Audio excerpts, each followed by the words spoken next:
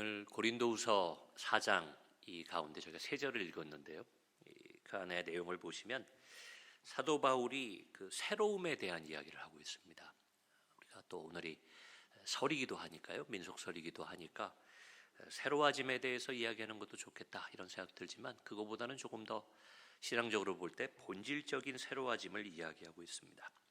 새로워진다라는 것을 우리가 좋게도 여기지만 그러나 바울은 그저 새로워지는 것을 얘기하는 게 아니라 겉사람의 낡아짐을 이야기하면서 그러나 반면에 또 새로워지는 것이 있다는 것을 이야기하고 있습니다. 즉 겉사람과 속사람으로 구별하여서 하나는 낡아지고 또 이제 오래되어지면서 좀 후패하여지는데, 그런데 다른 것은 또 날로 새로워진다라는 이야기를 저에게 주는 것이죠.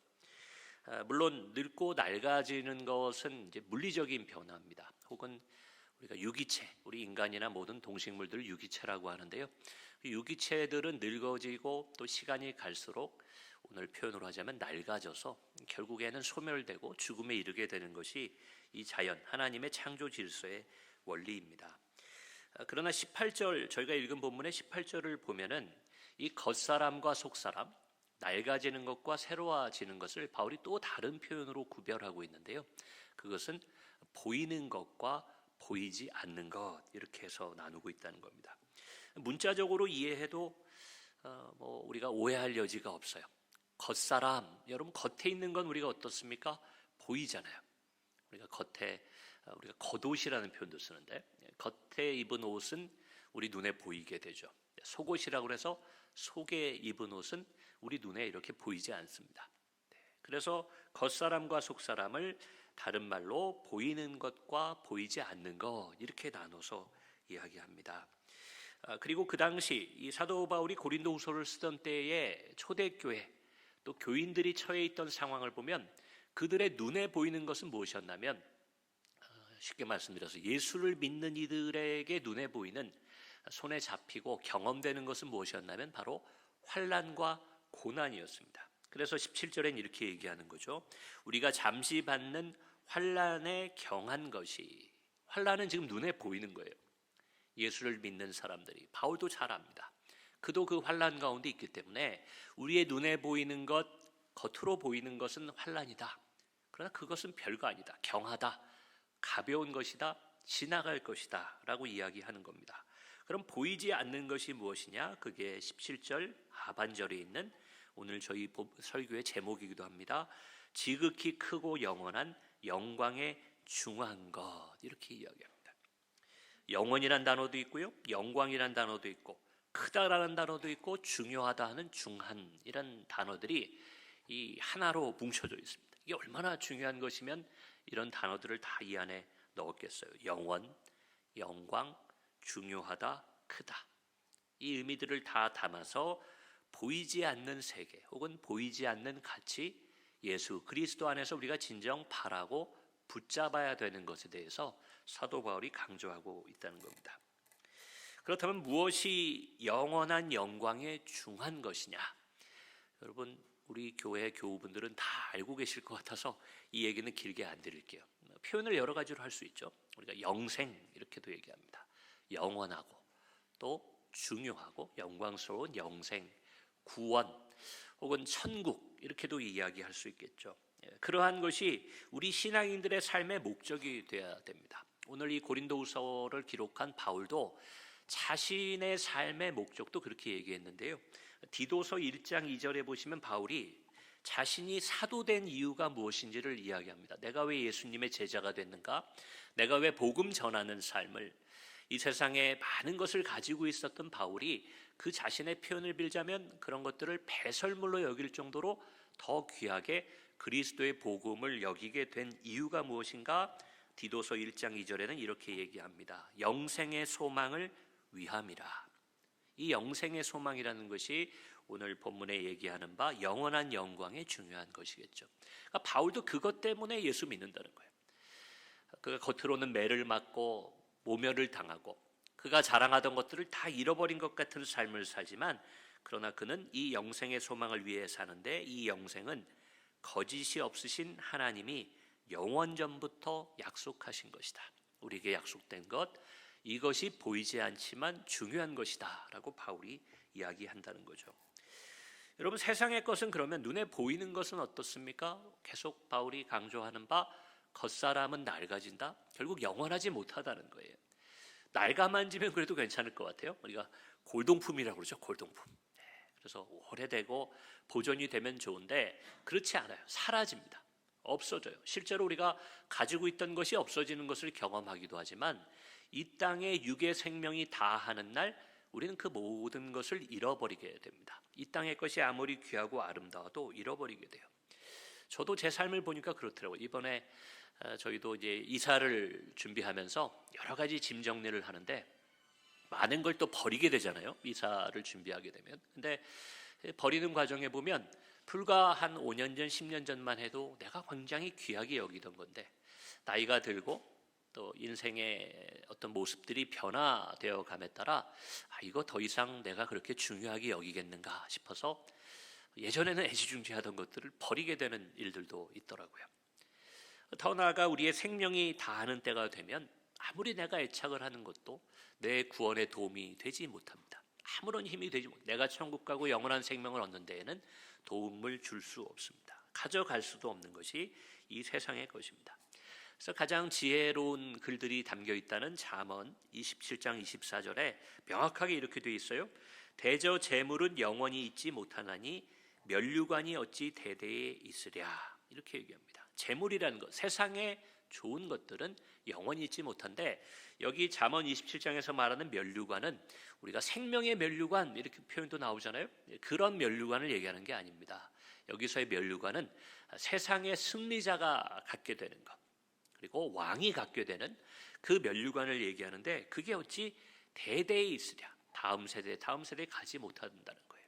잠시 잠깐 그 시대에 자신의 때에 그것이 영광을 드러내지만 계속 이어질 수 없다는 것을 이 잠언 기자 솔로몬이 지혜롭게 우리에게 알려주고 있다는 겁니다.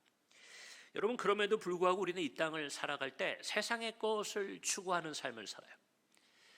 저는 믿는 분들에게도 그런 이야기를 합니다. 이왕이면 한번 사는 인생에서 성공해서 나쁠 게 뭐가 있겠어요? 높아져서 기분 나쁠 일이 뭐 있겠습니까? 높아지고 성공하고 또 하나님이 허락하시고 죄를 지어 얻는 것이 아니라면 우리가 많은 재물을 갖는 것도 나쁘진 않을 겁니다. 물론 성경이 우리에게 가르쳐주는 바 높아지고 많이 가지면 유혹이 더 많고 교만해질 수 있는 여지가 있기 때문에 위험의 요소는 커지겠지만 그렇다고 해서 그 자체가 나쁘다, 좋지 않다고 생각하지는 않습니다. 또한 세상의 대부분의 사람들은 이 세상의 것을 추구하는 삶을 살죠. 예수 믿는 사람들도 예외가 아닙니다. 기복주의라고 해서 너무 우리가 내 유익만을 위해서, 내 이해관계만을 위해서 마치 예수님을 이용하는 것 같은 신앙생활은 우리에게 좋지 않지만 그러나 기독교인들이 우리의 영적 아버지가 되신 하늘 아버지께 복을 구하는 것을 저는 나쁘다고 생각하지 않아요. 잘못되지 않았습니다. 우리는 하나님께 필요한 것을 구해야 되고 나에게 좀 어려운 일들을 또 고하고 아뢰야 되는 것이 우리 자녀된 도리라고 또한 생각합니다. 그러나 제가 여기서 말씀드리는 것은 세상의 것만, 이 바울의 표현을 빌자면 겉사람만을 생각하며 살아가는 삶에 대해 좀 주의점을 말씀드리는 겁니다. 여러분, 우리는 다 알아요. 여기 계신 분들 가운데 이걸 부정할 분은 안 계실 겁니다. 바울이 겉사람으로 표현한 우리가 세상의 좋은 것들은 결국은 우리 죽음 뒤에 아무 의미가 없게 된다는 것을 모르는 분은 안 계십니다. 몰라서 그것을 붙잡고 그것을 추구하며 사는 게 아닙니다. 이 땅을 사는 동안은 그래도 그것이 편리하고 필요하고 또 우리의 욕망을 자극하기 때문에 우리가 그것들을 추구하지만 머리로는 아니 예수를 믿지 않는 이 세상의 사람들조차도 이건 알고 있습니다. 죽게 되면 그것은 아무 의미가 없다는 것을 압니다. 내 손에 쥐고 있는 것들, 내가 오늘도 열심히 땀 흘리며 추구하는 것들이 나의 이 땅의 죽음과 함께 아무 의미 없어진다는 것을 이미 알고 계시다는 거예요. 자, 그러니 어떤 현상이 일어나냐면 이 세상의 것을 위해 사는 사람들은 나이가 들수록 겉사람이 낡아질수록 여러분 허무해지게 돼 있어요. 인생이 허무해집니다. 왜냐하면 어차피 놓고 갈 거라는 생각이 들잖아요. 이게 나에게 더 이상 필요 없게 된다는 걸 압니다. 또 나이가 들어가고 또 몸이 약해지고 또 그렇게 되면요 나에게 좋던 것들이 별 의미가 없어요. 젊은 시절에는 좋은 음식들 먹는 것, 맛있는 음식 먹는 게 얼마나 좋아요. 우리 대한민국 경제가 어렵다고 했던 요 근래 몇 년 사이에도 그 전국에 있는 맛집들은 그렇게 사람들이 줄을 섰다고 그래요. 코로나 때문에 주춤한 시기는 있었지만 맛있는 걸 먹는 즐거움이 큽니다. 그러나 나이가 들어서 몸이 낡아질 때 제일 처음에 오는 걸로 이 얘기를 많이 하시더라고요. 위장이 낡아진대요. 위장이 낡아 소화 기능이 후퇴해지는 거죠. 그렇게 되면 어떻게 되냐면 먹는 즐거움이 사라집니다. 산의 진미를 앞에 놓고도 내가 먹을 수 있는 게 뭔가를 가려야 돼요. 아무리 맛있어도 아주 소량을 먹어야 됩니다. 그런 일들이 나이 들면서 생기게 되는 거죠. 허무합니다. 저도 뭐 동기들 만나면 농담처럼 그런 말 할 때가 있어요. 야, 젊은 날에 20대 때, 30대 때는 그렇게 먹고 싶어도 사 먹을 돈이 없어서 못 먹은 거예요. 뭐 하나 실컷 먹어봤으면 좋겠다. 제가 하나 예를 들어드리면 제가 친구들이랑 20대 때 이렇게 삼겹살집 같은 데를 가잖아요. 그럼 내가 먹기 싫을 때까지 삼겹살을 한번 먹어봤으면 좋겠다. 그런 생각을 해봐서 언제나 우리가 가진 돈만큼 먹다 보면 늘 아쉬움을 남기고 삼겹살집을 떠나는 거예요. 근데 최근에 동기들을 만나면 그런 얘기를 합니다. 그때는 돈이 없어서 우리가 실컷 못 먹었는데 이젠 그 정도 사 먹을 돈들은 있는데 이제 많이 먹을 수가 없게 됐다, 그 얘기를 해요. 저는 그나마 건강이 괜찮아서 많이 못 먹다 뿐이지 모든 걸 다 먹는데 제 친구들 벌써 사회생활하는 친구들 보면 뭐 간이 어떻고 위가 어떻고 콜레스테롤 어떻고 혈당 어떻고 해서 고기 몇 점 실컷 먹을 수 없는 친구들도 많이 있더라고요. 여러분, 허무해지는 겁니다. 식탁 앞에서도 좋은 음식을 앞에 두고 아유, 이게 사는 게 뭔가, 우리 어른들 앞에 제가 죄송합니다. 제 얘기가 아니라 우리 인생의 이야기가 그렇더라는 거죠. 여러분, 비단 이것뿐이겠습니까? 권력이라는 것도 그럴 거고요, 명성이라는 것도 그럴 거고, 많은 재물들이 있으면 뭐합니까? 최근에 뭐 우리 뉴스를 뜨겁게 달궜던 내용이 있죠. 뭐 빌라왕 이런 표현 쓰던데요. 전국에 그렇게 많은 집을 소유했던 사람이 갑자기 죽게 돼서 그 사람의 자산이 얼마나 많은지 사회적 혼란이 올 정도라고 하죠. 근데 그 많은 집이 얼마나 수고하고 애쓰고 머리를 써서 그런 집들을 소유하게 됐겠어요. 근데 그가 이 세상 떠나게 되니까 허무한 거죠. 나이가 들면서 그런 것을 느끼게 됩니다. 자, 그러한 상황은 모든 이들에게 찾아오, 예수를 믿는 사람, 그렇지 않은 사람 모두에게 이런 상황은 찾아오게 돼 있는데 누가 좀 일찍 깨닫느냐, 좀 나이가 더 들어서 늦게 깨닫느냐의 차이는 있겠죠. 이런 것을 깨달았을 때 미련한 자와 지혜로운 자가 반응하는 것이 다르더라는 거예요. 성경에도 그런 예가 나오지만 그냥 우리 인생을 통해 배우게 되는 겁니다. 미련한 자는 어떻게 되나 하면 인생이 허무하잖아요. 내가 추구했던 것들이 이게 과연 나를 지켜주고 내 삶에 더 의미가 있을까, 그런 생각이 들다 보면 결국 불안함을 느끼고 거기서 어떻게 되냐면 강박과 집착을 갖게 된다고 합니다. 그래서 더 재물에, 더 눈에 보이는 것에, 세상의 것에 집착하는 모습을 보여요. 저는 목회자다 보니까 이 돌아가시는 분들의 임종의 모습을 좀 볼 때가 있어요.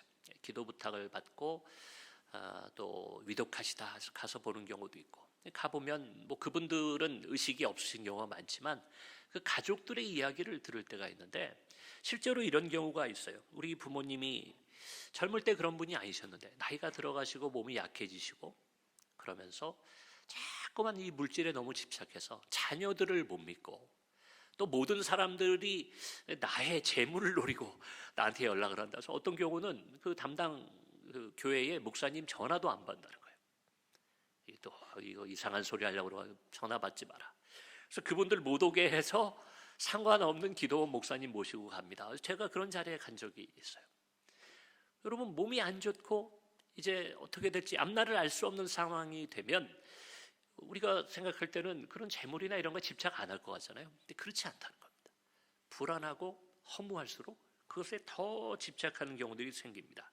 이러한 공허함과 허무함을 채우고자 더 탐욕스러워지고 심한 경우는 잔인해지는 모습이 있습니다. 다른 사람들을 공격하고 믿지 못하기 때문에 그들을 폄하하는 그런 잔인함도 그 모습 가운데 나오게 됩니다. 저는 그것을 그분이 나쁜 분이어서 그렇다 생각하지 않아요. 어떤 의미에서는 지금까지 살아온 자신의 삶, 보이는 것, 겉사람의 삶을 위해서 살아온 자신의 삶이 부정당하는 것을 견디기 어려운 것일 수 있습니다. 그러다 보니 자신의 삶을 정당화하고 현재 그 낡아지고 쇠퇴해가는 그 삶의 의미를 부여하기 위한, 조금 멋있게 표현하면 실존적 몸부림이다. 저는 그렇게 생각해요. 막 어떻게든 내 삶의 의미를 부여잡고자 미련한 자는 그러한 때에 더욱더 집착하고 탐욕스러워지고 잔인해지기도 하는 것이 인간의 모습이더라는 겁니다.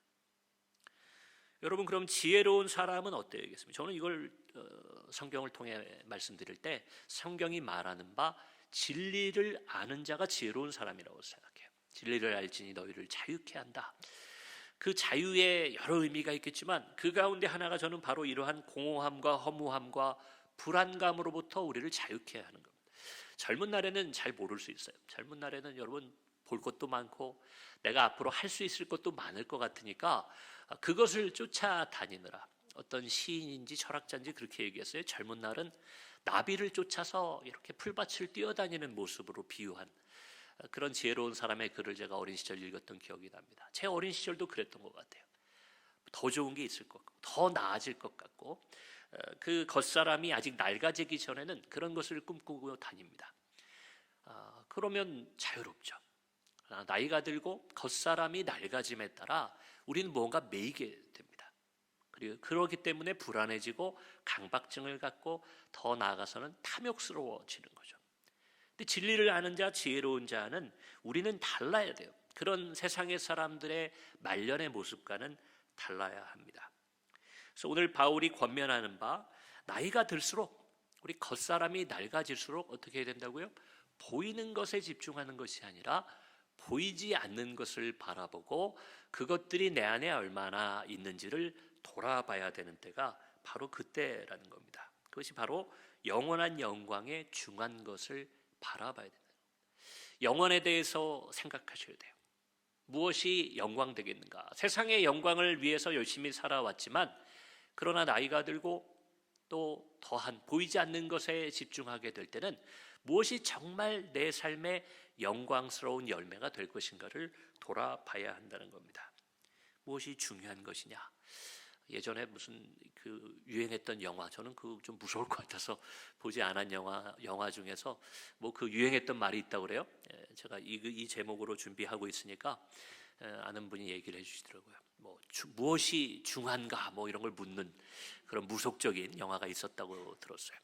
그 질문이 한때 유행했다고 그럽니다. 근데 저도 한번 질문 드리는 거예요. 여러분 인생에서 무엇이 중요한지를 젊은 날이 아니라 나이가 들어서 지혜로워지고 또 인생의 경륜이 쌓였을 때는, 우리가 설 되면은 여러 가족 모이면 우리 삶의 후배들이라고 해야 될까요? 우리 자손들을 보게 되는데 그들에게 인생에 무엇이 중요한지 정도는 얘기해 줘야 저는 그것이 어른이라고 생각합니다. 어릴 때는 와닿지 않을 수 있죠.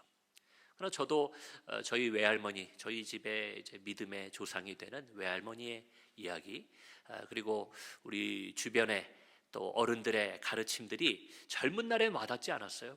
당장 내 눈앞에 보이는 그 아름다운 나비와 같은 내 눈앞에 보이는 것들을 추구하느라고 어른들의 얘기가 와닿지 않았습니다. 그러나 인생길 가운데에 허무함을 느끼고 공허함을 느끼고 내가 늙어가나 그런 생각이 들 때 그때 주셨던 집안의 어른들의 이야기, 믿음의 선배들의 이야기가 제 안에 자양분이 되어서 제가 그러한 공허함으로부터 자유로워졌던 그런 경험이 있습니다. 무엇이 중요한 것인지를 여러분 이야기해 줄 수 있어야 그것이 참 어른이요 참 신앙인이 될 겁니다. 영원한 가치를 중요하게 여기는 삶으로 여러분 성장해 가면서 변화되어 갑니다. 젊은 날에는 겉사람을 어느 정도는 치중해야죠. 그것도 중요하죠. 농담으로 우리 어떤 권사님이 저에게 그런 얘기 해주시더라고요. 목사님, 젊은 날에는 우리들끼리 누가 뭐 잘생겼고 누가 못생겼고 따졌다는 것 같아요. 저도 그랬던 것 같아요. 사춘기 시절에 특히 그게 심했는데 아침에 세수하고 거울 앞에 서면 불만이 많았어요. 왜 나는 이렇게 마르고, 왜 나는 이 부분이 이렇게 생겼고, 내 잘생긴 친구, 건장한 친구보다 나는 왜 이렇게 생겼을까? 저도 사춘기 시절에 그런 경험이 있습니다. 근데 그 권사님께서 얘기하시기를 나이가 들어서 겉사람이 낡아지니까 좋은 게 뭔지 아세요? 다 거기서 거기더라고요. 그러세요. 거기서 거기. 그러니까 편안하더라고요. 만나면 뭐 그 가운데 내가 옛날에 잘생겼었지 하는 친구도 뭐 지금 보면 그냥 비슷하고, 예전에 못생겼다고 좀 괴로워하고 속상해했던 친구도 뭐 이제 와서 보니까 오히려 세월의 흐름 속에 잘 살아오면 좋은 인상으로 바뀌어 있잖아요. 그래서 그것이 별로 중요하지 않다는 겁니다. 대신에 무엇이 중요해지는지를 이제 알게 된다는 거예요. 과거에는 성공하고 돈 많고 인기 있던 친구, 세상의 가치를 많이 가진 친구 주변에 친구들이 모였는데 이제 그렇지 않다는 거예요. 제가 여러분 아시다시피 그 대학 때 철학을 전공했잖아요. 근데 저희 철학과 친구들 중에도 사회에서 중요한 일을 하고 속된 말로 좀 잘 나가는 친구들이 많이 있습니다. 근데 동기들이 만나면 저한테 몇 친구들이 그런 얘기를, 이 친구들 다 철학을 공부한 친구니까 인생에 대해서 좀 묵상을 하는 친구들이죠. 사회에서 화려한 직업을 가지고 있습니다. 저를 만나면 늘 저한테 밥도 사주고 인생 이야기를 하게 되면 제가 이제 겸손하게 얘기하죠. 거기 예수 안 믿는 친구들이 많이 있거든요. 그래서 나는 그냥 작은 교회 목사여서 별 볼 일 없어. 너희들 멋있게 잘 사는 모습 보니까 좋다. 그러면 이 친구들이 뭐라고 하냐면, 지금은 몰라도 이제 봐라, 한 10년 정도만 더 지나면 다 널 찾아간다. 우리들이 다 너 찾아가서 이제 인생 어떻게 마무리해야 될지, 혹은 이제는 은퇴하고 뭘 해야 될지, 그럴 때 네 도움이 필요하니까 너 계속해서 자리를 좀 잘 지켜라. 그렇게 좋게 얘기해 주는 경우들이 있더라고요. 여러분, 가치가 바뀐다는 거예요. 그 친구들이 예수를 안 믿어도 인생에 대해서 고민을 해본 철학을 공부하게 되면 안다라는 거죠. 이제 어느 정도 나이가 더 들게 되면 결국 인생의 의미가 돈에 있지 않고 성공에 있지 않고 성취에 있지 않다는 것을 알게 되는 때가 온다라는 겁니다. 근데 여러분, 한 가지만 제가 더 중요하게 말씀드리고 싶은 것은, 우리가 보통 보이지 않는 것에 집중한다, 영적인 것에, 영원한 것을 바라본다 그러면 뭔가 세상으로부터 도피되어 있는 걸 생각하는 경우가 있어요. 마치 발이 땅에 붙어 있지 않고 붕 떠서 생활하는 것처럼 도인같이 생활하는 것, 뭔가 이 세상의 세속적인 것을 초월한 삶을 우리가 그릴 때가 많습니다. 근데 성경이 말하는 보이지 않는 가치는 그런 것이 아닙니다.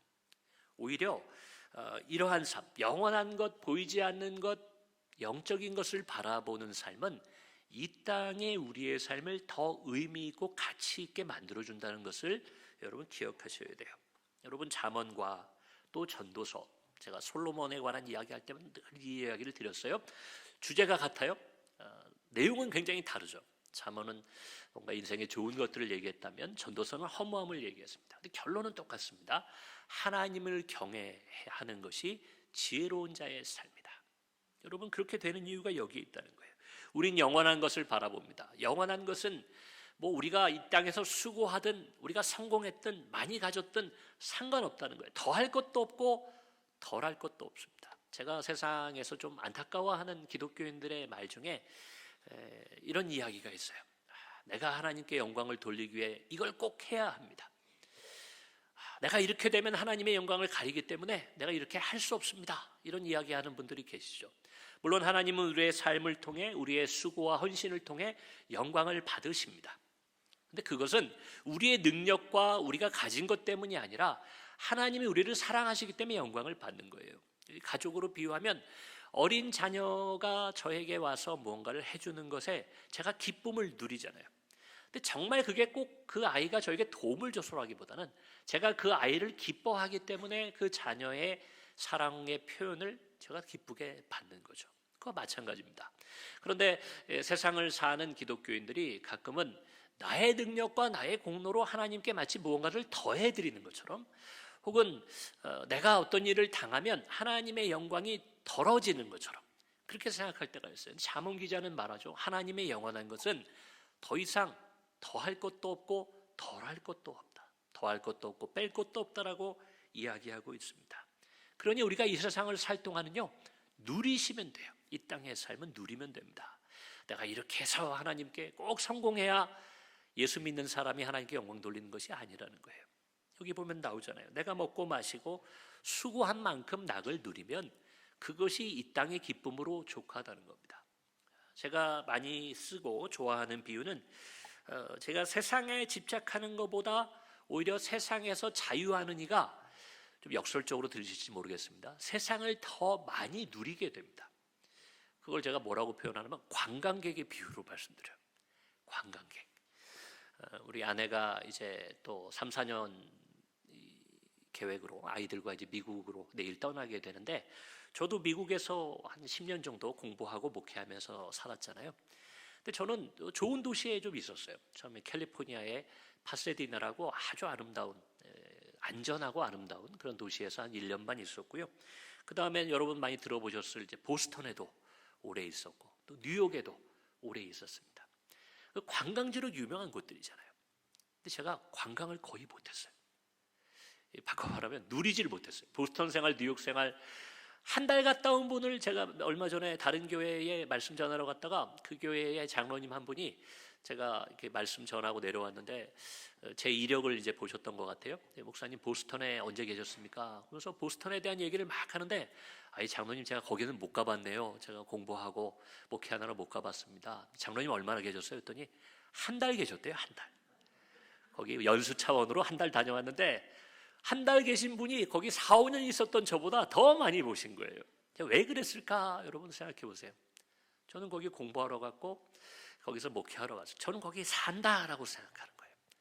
그러니 매일 내일을 준비하고 다음을 준비하느라 누리지를 못하는 겁니다. 나중에 저는 생각했죠. 내가 한국 돌아갈 때 전에 여기저기 다 가봐야지.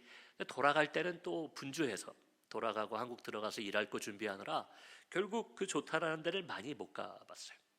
그나마 몇 군데 가본 것도 왜 가봤는지 아세요? 한국에서 손님이 오면 거기 가보고 싶다. 그러니까 그분 모시고 갔다가 저도 보는 겁니다. 저희 가족분들 오시면 가서 보고, 또 다른 목사님들 방문하러 오시면 그때 가서 본 게 다예요. 관광객은 달라요. 여러분 어떻게 삽니까? 관광객이 관광지에서 돈 아끼는 경우 별로 없습니다. 내가 여기 언제 또 오겠느냐라는 생각에 조금 비싸 보여도 좋은 데서 묵고 맛있는 걸 사 먹고 또 좋은 데를 꼭 입장료 내고 들어가서 보죠. 여러분 그게 누리는 거예요. 내가 바라보는 건 어디예요? 내 삶은 어디에 있습니까? 관광지가 아니라 내 집에 있으니까. 예를 들어 미국에 관광을 가셨으면 한국이 내 집이니까 미국에 있을 때는 누리는 겁니다. 영원한 것, 보이지 않는 것, 천국을 바라보고 사는 사람이 정말 이 땅의 삶도 누리게 되는 것을 여러분 믿으시기 바랍니다.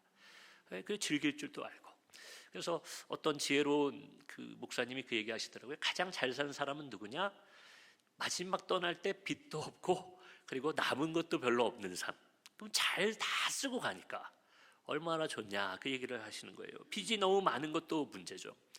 그런데 빚만큼이나 저는 문제되는 게, 많은 유산 남겨주고 가면 좋을 것 같지만 그게 꼭 제 경험으로 보면 자손들에게 꼭 좋지만도 않은 것 같다, 그런 생각도 하게 됩니다. 여러분 관광객의 삶, 그것이 예수님이 표현한 다른 표현으로 하면 이 땅에 나그네 된 삶이라고 생각합니다. 고생해서 나그네가 아니라 진정한 자유를 누리는 나그네의 삶을 이 땅에서 사시기 바랍니다. 나이가 많든 적든, 제가 이제 겉사람이 낡아진다 해서 좀 나이 이야기를 많이 드렸지만 사실 이걸 젊은 날에 깨달으면 얼마나 더 좋겠어요. 그래서 나이가 많든 적든 이 비밀을 깨달아 영원을 사모하는 삶을 사시기를 축원합니다. 그렇게 살아갈 때 우리 삶에 시도 때도 없이 찾아오잖아요. 인생의 허무함, 공허함 혹은 탐욕과 방탕함으로부터 온전히 자유하여 하나님 자녀답게 자유롭고 의미 있고 복된 삶을 살아가게 되는 것을 믿으시며, 그러한 삶을 우리가 명절 또 설로 우리가 올 하루 보내게 되는데, 올 한 해 남은 인생길 그렇게 살아가시는 저와 여러분이 되기를 주의 이름으로 축원합니다. 우리 이 시간 함께 기도하겠습니다. 합심하여 기도할 때 하나님, 우리가 보이지 않는 것 그러나 가장 중요하고 영원한 것, 그것을 바라보는 삶, 말씀을 따라 사는 삶, 주님처럼 살아가는 삶으로 영원한 천국, 영생을 얻는데, 구원받는데 부족함이 없게 하시고, 더 나아가 이 땅의 삶도 강박증과 불안증으로 여러 가지 매여서 살아가는, 세상의 종처럼 살아가는 세상 사람과 구별되어 자유롭게 누리며 복되게 살아가는 그러한 삶을 살게 해달라고 우리 이 시간 주의 이름 한번 부르고 함께 기도하겠습니다.